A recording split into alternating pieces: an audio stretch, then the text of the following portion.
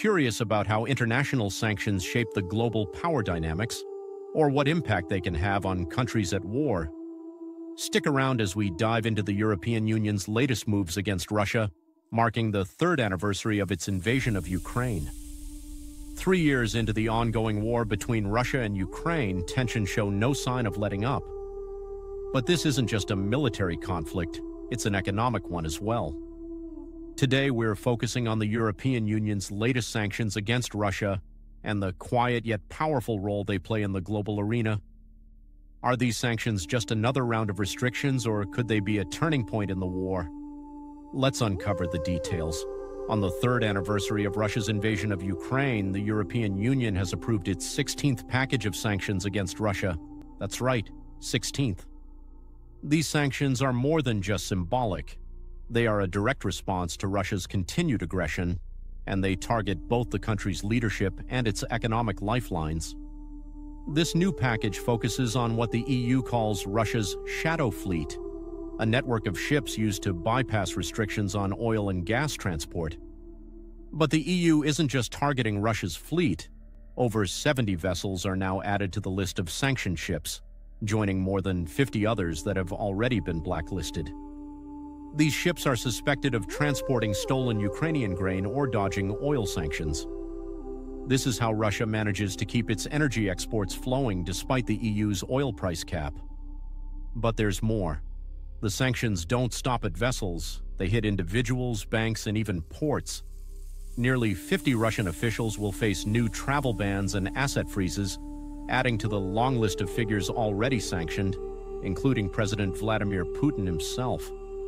In total, over 2,300 individuals and entities have been sanctioned in the last 3 years. These measures reflect Europe's continued commitment to putting pressure on Russia's government without directly engaging in the conflict. But let's pause for a moment and consider, what does this really mean for Russia?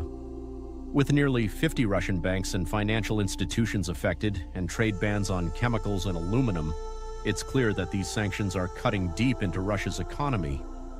Russia is now restricted in using 11 key ports and airports, a serious blow to its ability to trade internationally. The EU's sanctions aim to isolate Russia on multiple fronts. From curbing its military funding to hurting its trade capabilities, every action is designed to put pressure on the Kremlin, and yet the question remains, is it working? To answer that, we need to look beyond the immediate effects. Economic sanctions are a gradual weapon. While they don't immediately bring a regime to its knees, they can have a lasting impact. The hope is that over time, the economic strain will force Russia to reconsider its military objectives, or at least shift its strategy.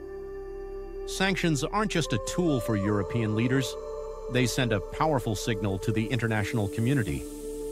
These measures are one of the few ways the EU can exert influence in a situation where direct military involvement isn't an option. In fact, these sanctions are a reminder of just how much international relations and economic tools shape modern conflicts. However, the EU's sanctions are far from being universally supported. Russia's allies and some countries with economic ties to Russia have often criticized these sanctions. But the EU remains steadfast, believing that long-term economic isolation will eventually force a change in Russia's behavior. So, are these sanctions just adding fuel to the fire or creating a path to peace? As the sanctions are set to come into effect next week, it raises the question, what's next for the war?